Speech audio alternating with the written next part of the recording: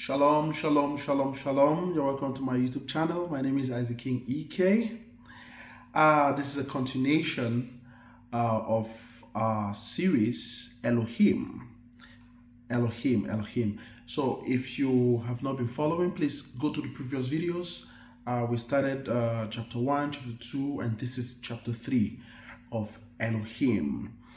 Don't forget to drop your questions in the comment sections, and I would make sure I personally answer every question that you have dropped down there. Okay, now today I'm going to be talking about three different things in one. I'm going to stick by the book so I can be very fast. I want to make this video as short as possible. Please, if you've not subscribed, please subscribe and encourage me. Share to others so they can equally be blessed by the teachings. Don't forget, my name is Isaac King EK. All right. Now, I'm going to be talking about three different things, three different entities, three different beings in this teaching. This video is going to be as short as possible, but follow me carefully. All right.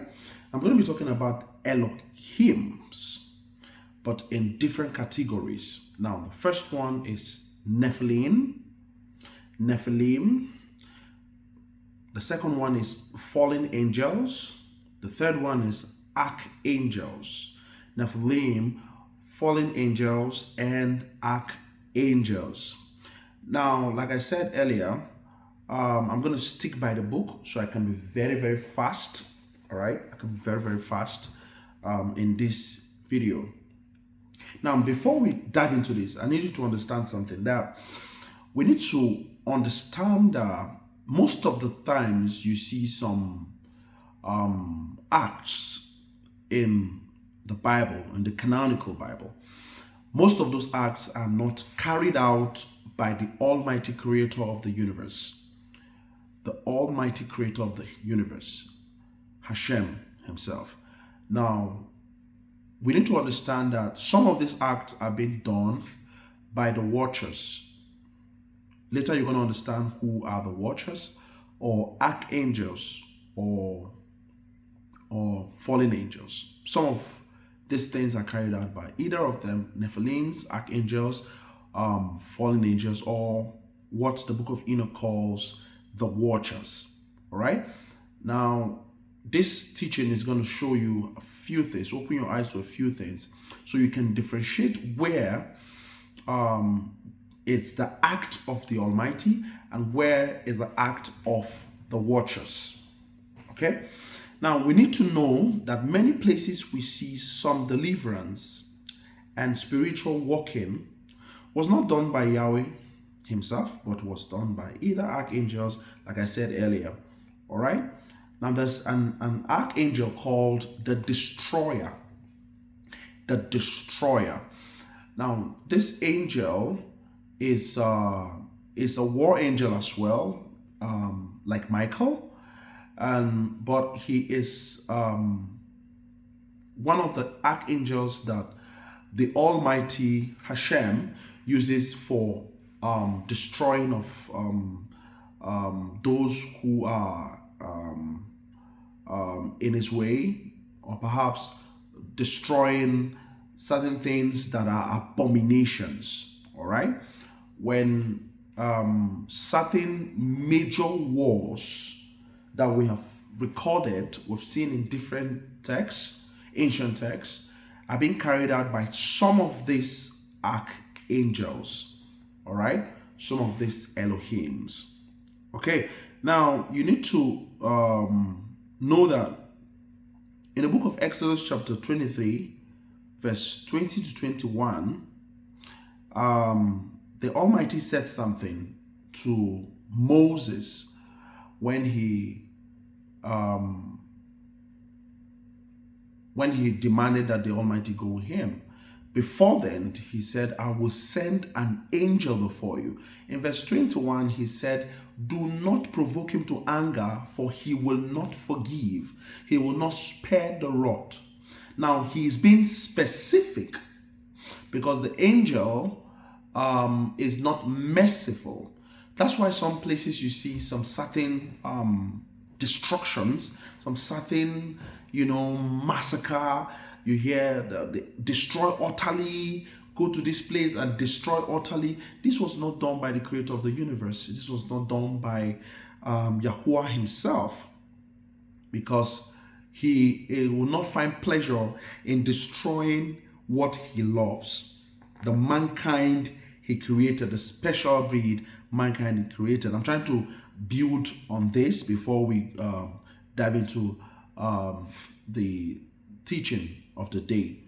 All right. Now, remember the book of First Chronicles, chapter 21, when from verse 1 you read all through, you see when David numbered Israel, and then an angel was sent and was destroying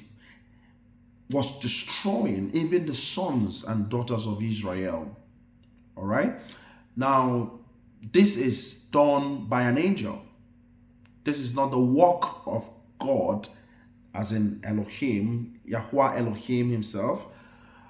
It is by an angel. Okay. Now, over the times, these angels are meant to protect, guide, and teach. All right, this realm, this universe, and other universes. All right, so most of the activities you see there are not done by the Almighty, and then most of the massacres, like even in the book of Joshua, chapter 6, yes, chapter 6, I think 27 or so, 1 to 27, yes, you will see a lot of things like in the wall of Jericho falling down, and all of those things were done by some of these archangels. All right. Now, there's this one I would like to throw light to before we go into this briefly. Let's go to the book of Psalm 91. Psalm 91. You would understand that Psalm 91 is not actually talking about the Almighty, the creator of the universe, the ancients of days. No, Psalm 91 is not talking about the ancients of days. It's talking about an archangel. There's a space in that Psalm 91. There's a place where the psalmist was talking about the archangel. There's a place he was talking about mankind. There's a place he was talking about Hashem himself. All right. Now, to get this in a better understanding, let us read from the Hebrew translation. All right. The Hebrew translated Bible. All right. That will give us a better understanding. But before that, you understand that when you see wings and you see feathers, you should know that these are symbolic to angelic beings. All right. Angelic beings, not the creator. Not the creator. All right. Hashem does not have wings. It's not a being that portrays himself with the wings and all of that. No, those are angels. Okay. Now I'll read now. I'll be very fast. Okay. Psalm 91. O you that dwell in the court of Elion. I'm going to read it carefully and I'm going to explain it. O you. Now the psalmist is referring to someone. O you that dwell in the covert of Elion. Now the King James Version will say the secret place of the Most High. Elion is most high, like most powerful and all. And abide in the shadow of Shaddai. Verse 2. I will say of Hashem. When you see Hashem in the Hebrew Bible, is referring to Yahuwah, which is Yahweh and all. All right. So that's the term for the Almighty. I will say of Hashem, who is my refuge and my fortress, my Elohim, in whom I trust. Referring to Hashem, the Elohim that he trusts. Okay? Now the prayer is unto Hashem, not unto the angel of protection. I call him the angel of protection, war and protection. Verse 3, that he will deliver you from the snare of the fowler and from a noisome pestilence. He will cover you with his pinions, like his feathers. Now, praying to Hashem that the angel that dwells in the secret place of Elion, which is the secret place of the mighty, which is the war angel, which is the angel of protection, that he will cover you under his feathers from the snare of the fowler and from the noisome pestilence. I don't know if you're getting the thing now. It's breaking into pieces. He will cover you with his pinions, which is feathers, and under his wings shall you take refuge. His truth is your shield and armor. You shall not be afraid of a terror by night, of an arrow that flies by day, blah, blah, blah, blah, blah. Now you read all through to verse 14. This is now referring to Yahuwah himself. He said, because, now Yahuwah speaking in the prophetic writing of David the psalmist, because he has set his love upon me, therefore will I deliver him. I will set him on high because he has known my name. It is very important, because he has known my name. He shall call upon me and I will answer him. I will be with him in trouble. I will rescue him and I'll bring him to honor. Still in verse 16, Yahuwah speaking, he said, the 16th last verse, he said, with long life will I satisfy him and make him to behold my salvation. Only Yahuwah can give you long life, can give you life, can satisfy you with long life. So you see that the psalmist, the psalm is actually a prophetic book. It needs interpretation. If you read them word to word, most of the times you would get confused and all of that. So that psalm is a psalm of prayer for protection unto the Almighty Creator of the universe, that he sends his angel to protect us. So the prayer is not to the angel, but to Yahuwah himself. All right, so I dive right in to the video of today. Okay, now the archangel. Now, according to ancient texts, they were all called the Anunnaki. Now, if you keep seeing on videos, you see the Anunnaki. Now, the extraterrestrial beings who have come here to do a lot of help with mankind and all of that. And in the Sumerian text, and then in the book of Enoch, they are called the Watchers. If you look at the book of Enoch 1, you see that those archangels were called Watchers. All right? They were called Watchers. Now, in the Hebrew text, they're called Elohims. Elohim, I beg your pardon. They're called Elohim. All right? We call them gods. Okay?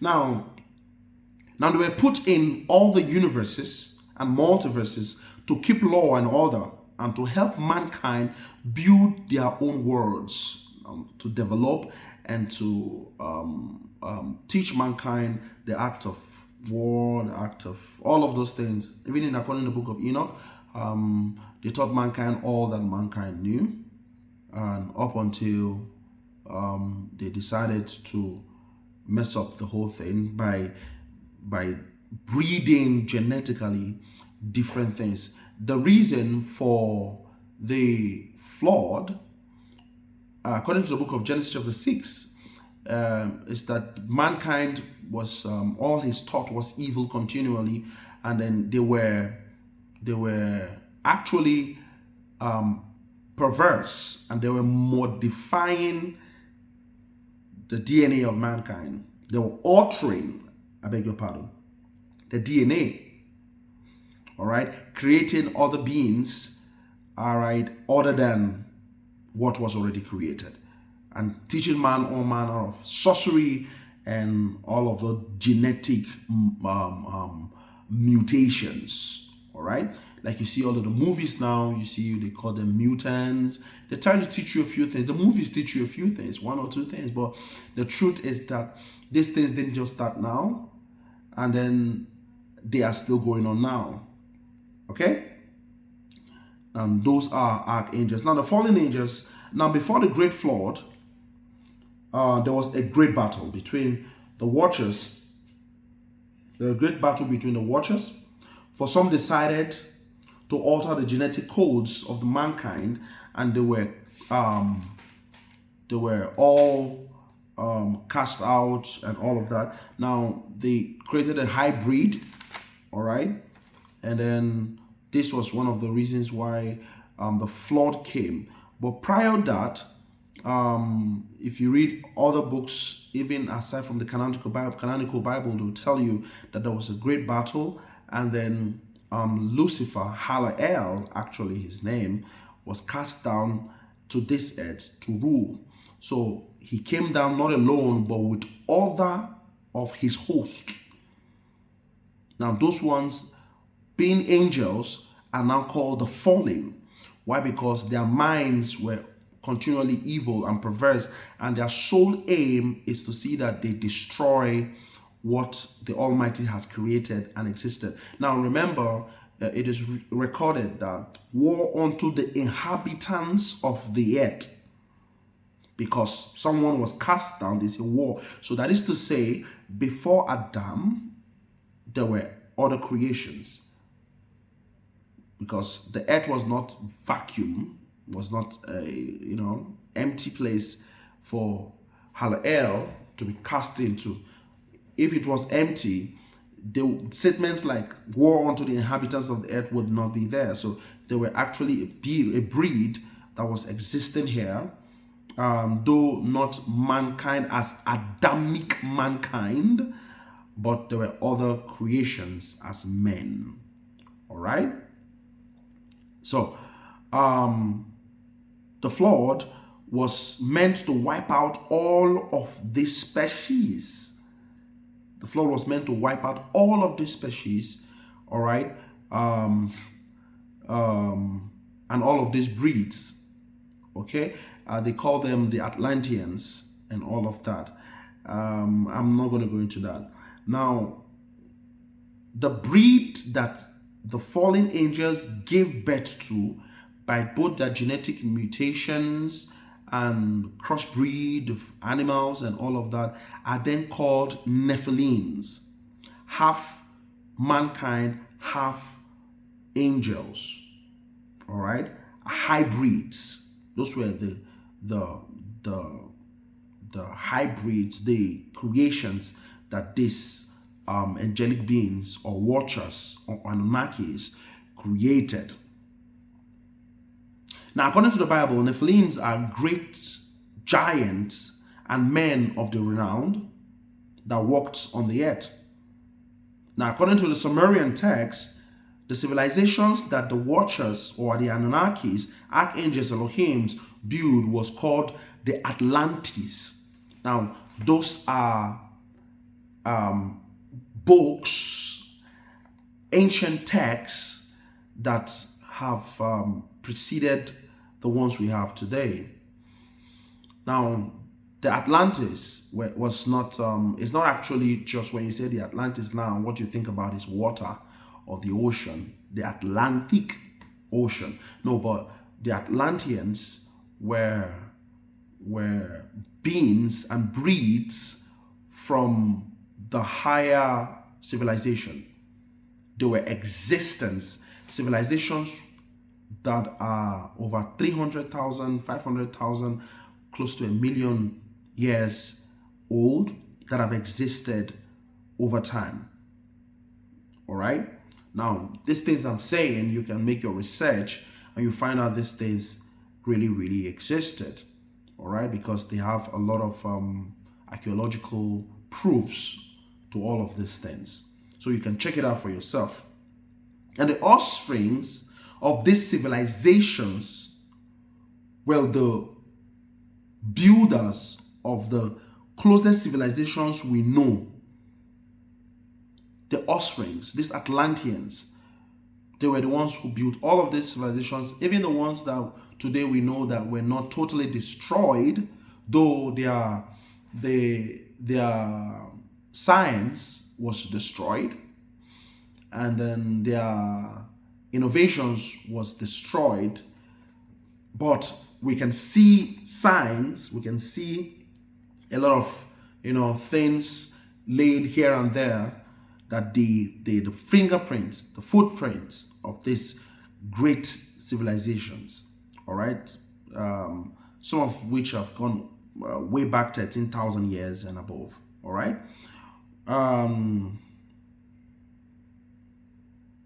Now, truly, when you travel to places, ancient places with cultures, old ancient cultures, you can see that these people have artifacts that are very old. Some of them are as old as 25,000 years. Okay, so these things you can't lie, you can't cover up. These things are there for us to know that, okay, people were here before us.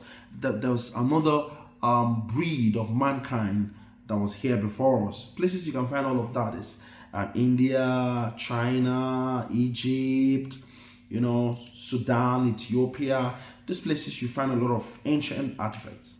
Okay. And then one other thing you would know is that there's similarities in these ancient traditions. There's similarities. There's a huge similarities. Now that's not coincidence, because some of which are 4,000 years apart. All right, so they are not coincidence. Okay. Now, after the war of the flood and all of that, some of these Nephilims survived.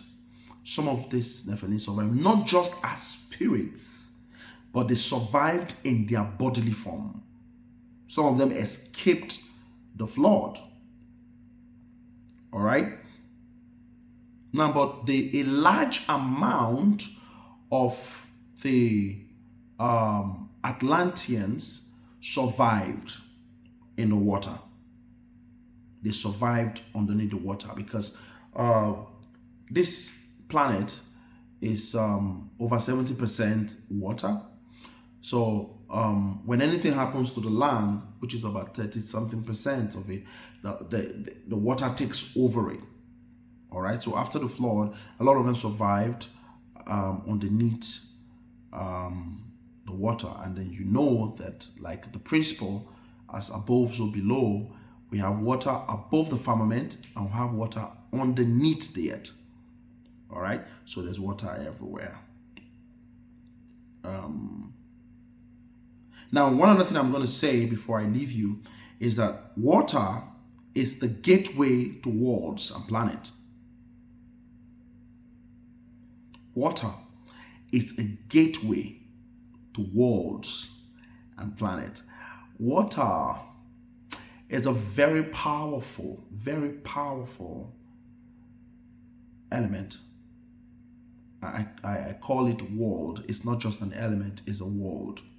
And all of these things we call elements, the 5 elements, are all worlds. That was a teaching. I made a teaching about that. All right, check my videos, you see. There are worlds. You have the earth, the water, you have the air, which is the wind, and you have the sun, which is actually supposed to be, you say fire, but it's actually the sun. Those are natural elements. Fire is not a natural element. Check it out yourself. So the sun and the spirit. The spirit is the 5th element. These things are worlds. Okay? All right. So like water, like I said, is a gateway to what? There's the planets and worlds and earths that water can open to. It can open it. Now, hundreds of thousands of worlds and civilization exist under the earth and within the earth's surface. Don't be fooled. Whatever you think is happening in this earth's surface is a duplicate, as it were, to what has already happened in different worlds. Water world is a very big one. It's a very big one. And in it there are hundreds and hundreds of thousands of words. And to every word, there's every realm, there's different civilization.